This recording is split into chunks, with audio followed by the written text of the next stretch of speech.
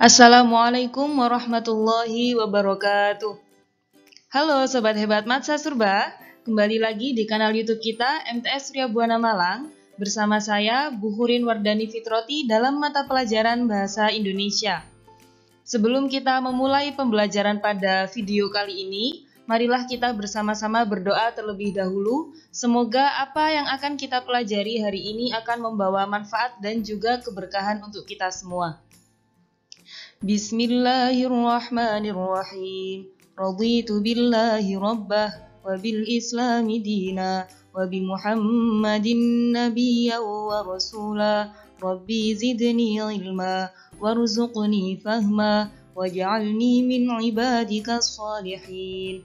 Amin.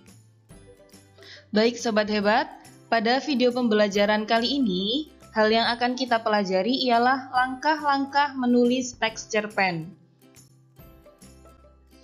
Materi kali ini, kompetensi dasarnya ialah mengungkapkan pengalaman dan gagasan dalam bentuk cerita pendek dengan memperhatikan struktur dan kebahasaan. Dari kompetensi dasar itu tadi, tujuan pembelajaran kita yakni mampu menuangkan ide dan pengalaman dalam bentuk cerita pendek, dan yang terakhir, mampu menulis teks cerpen dengan baik sesuai dengan struktur dan kebahasaan yang tepat. Baik Sobat Hebat, sebelum Bu Hurin menjelaskan lebih lanjut mengenai langkah-langkah menulis teks cerpen, kita terlebih dahulu membahas mengenai latihan yang sudah Bu Hurin berikan pada video pembelajaran sebelumnya, yakni menelaah struktur dan ciri kebahasaan teks cerpen. Kalau menelaah struktur, kalian sudah Bu Hurin minta untuk membaca cerpen berjudul Amak Berpulang. Berikut adalah strukturnya. Yang pertama, orientasi atau pengenalan, yakni Amak tengah sakit dan ditunggui oleh 6 dari 10 anaknya. Amak tidak mau dibawa ke dokter meskipun sudah dibujuk oleh anak-anaknya. Itu adalah pengenalan cerita. Selanjutnya, komplikasi, yaitu rangkaian dari sebuah peristiwa dan juga munculnya masalah. Jadi komplikasi ini mulai dari munculnya masalah sampai masalah akan berakhir. Amak menyebut Bujang, anaknya yang hidup di perantauan. Amak sempat didatangi oleh Murni, istri Bujang yang sudah ditalak 3. Murni mengadu kepada Amak kalau Bujang pergi dan membawa semua uang. Amak menegur Bujang lewat telepon, tetapi tidak dipedulikan olehnya. Akibatnya, Amak jatuh sakit. Anak-anak Amak yang lain berusaha menelpon Bujang agar pulang, tetapi tidak membuahkan hasil. Kemudian kondisi Amak semakin memburuk. Ida, anak tertua Amak, meminta salah satu tetangga untuk menelpon Bujang dan mengatakan dengan sebenarnya tentang kondisi Amak. Bujang marah karena yang meneleponnya bukan keluarganya, tetapi tetangga. Kemudian Bujang menyuruh tetangganya itu untuk menyampaikan kepada keluarganya bahwa ia ikhlas melepas Amak. Dan yang terakhir, resolusi atau penyelesaian, yakni Amak menghembuskan napas terakhir setelah beberapa hari sebelumnya mengigau, ia sudah tak peduli lagi dengan Bujang. Perlu diingat, resolusi tidak selalu berakhir bahagia karena bisa kita temui di beberapa cerita bahwa penulis tidak selalu memberikan akhir yang bahagia. Semua cerita tidak selalu memiliki happy ending, sama seperti teks cerpen Amak Berpulang ini yang diakhiri dengan meninggalnya sang Amak. Selanjutnya kita membahas mengenai ciri kebahasaan. Kemarin Bu Hurin sudah memberikan 10 soal mengenai ciri kebahasaan dan kalian semua sudah mengerjakannya. Yang pertama, wajah Oza keras dan beku seperti dinding batu. Ia berkata, "Aku ikut." Makna emotif yang terdapat pada kalimat tersebut ialah, bisa jadi Oza ini sedang menahan marah. Bisa juga Oza memiliki tekad kuat untuk ikut, bergantung pada suasana ceritanya, bagaimana alur ceritanya itu tadi.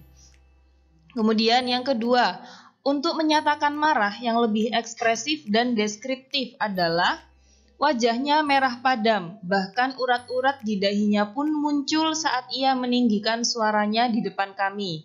Nah, jawaban kalian tidak harus persis seperti ini, asalkan kalimat yang kalian gunakan itu benar-benar mendeskripsikan bahwa tokoh tersebut sedang marah.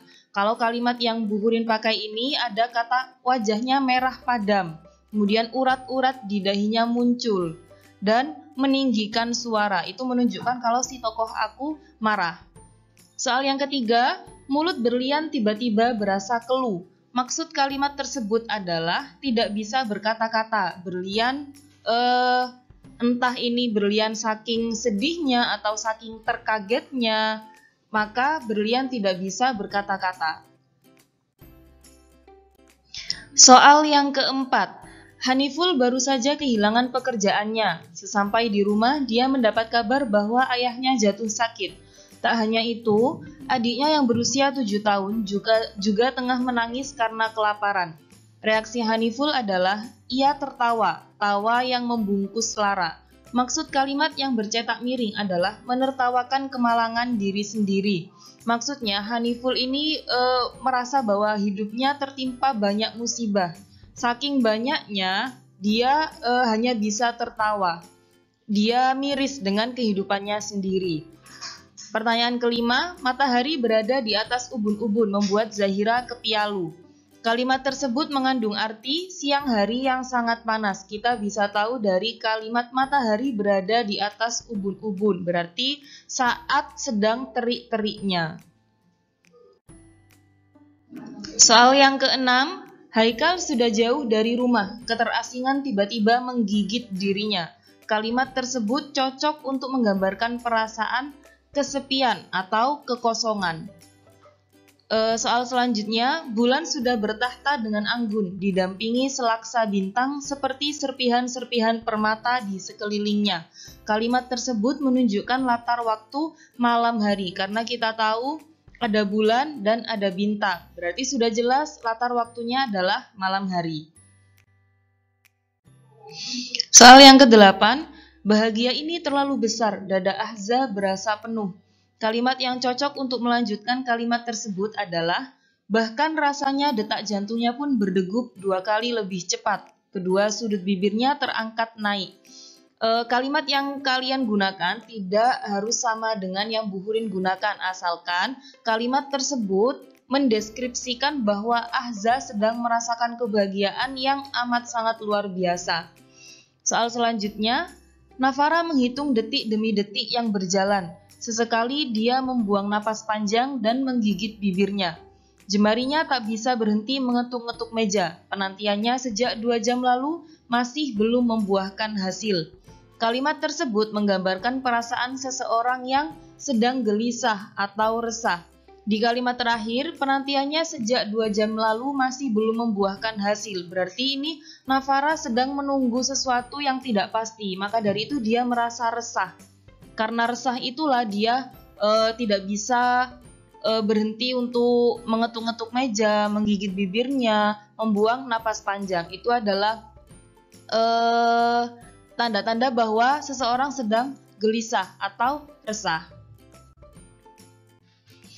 Soal yang terakhir, hati Mama serasa teriris sebilah pisau kala mendengar Wawa tidak mau pulang meski sejenak. Buatlah kalimat dengan kata tergores yang memiliki makna sama seperti kalimat tersebut. Mendengar makiannya tadi benar-benar membuat harga diriku tergores. Makna kata tergores dan teriris di sini adalah melambangkan bahwa tokoh tersebut sedang merasakan sakit hati atau tersakiti. Kalau Mama tersakiti hatinya, kalau aku yang Bu Hurin buat kalimatnya di sini, si aku merasa harga dirinya tersakiti. Baik Sobat Hebat, setelah tadi kita membahas mengenai latihan pada video pembelajaran sebelumnya, kita masuk pada materi langkah-langkah menulis teks cerpen. Yang pertama, pasti menentukan tema. Kita ingin membuat cerpen dengan tema seperti apa. Kemudian menentukan sudut pandang. Kita ingin menulis cerpen tersebut dari sudut pandang orang pertama atau sudut pandang orang ketiga. Kemudian menentukan tokoh dan penokohannya.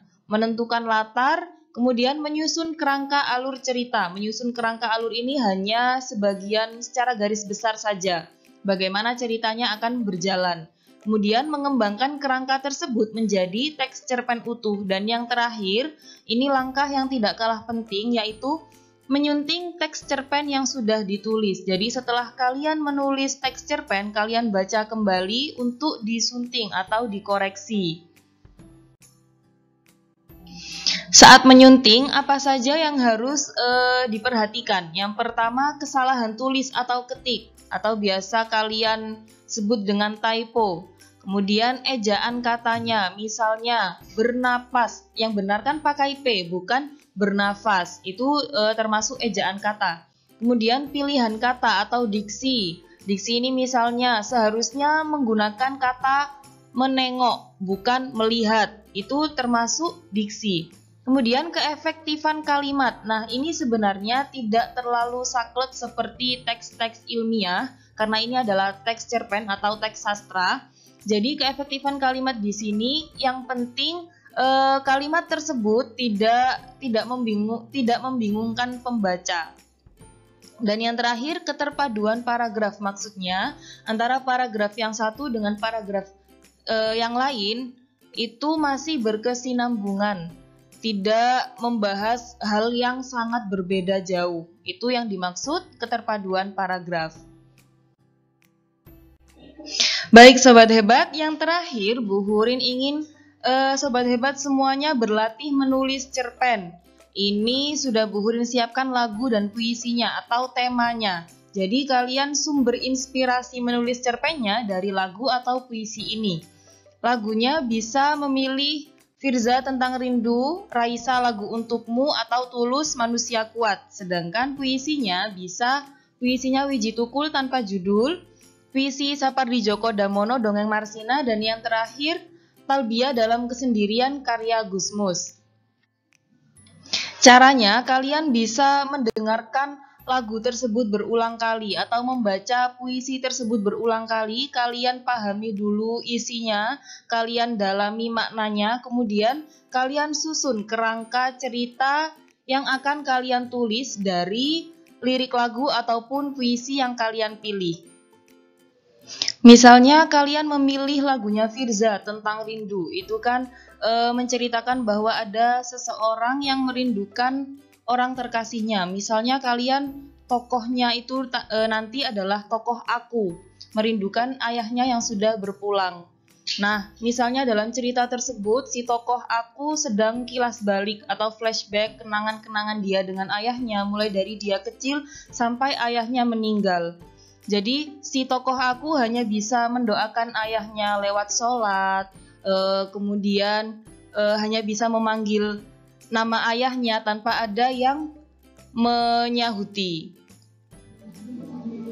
Sedangkan kalau kalian ingin menulis teks cerpennya dari puisi, misalnya puisinya Pak Sapardi Djoko Damono tentang dongeng Marsina, ini sebenarnya berhubungan dengan sejarah. Jadi kalian bisa mencari informasi dulu mengenai Marsinah. Marsinah ini siapa? Dia dulu bekerja sebagai apa? Nah, itu nanti bisa kalian jadikan sumber untuk menulis teks cerpen kalian. Alhamdulillah Sobat Hebat, hari ini kita sudah belajar mengenai pembahasan latihan soal struktur dan ciri kebahasaan teks cerpen. Kemudian kita juga belajar mengenai langkah-langkah menulis teks cerpen dan penyuntingan teks cerpen tersebut. Terima kasih sudah belajar hari ini. Semoga apa yang kita pelajari hari ini bermanfaat untuk kita semua. Tetap berkarya, tetap produktif dimanapun dan kapanpun kalian berada. Sampai bertemu pada video pembelajaran berikutnya. Terima kasih. Assalamualaikum warahmatullahi wabarakatuh.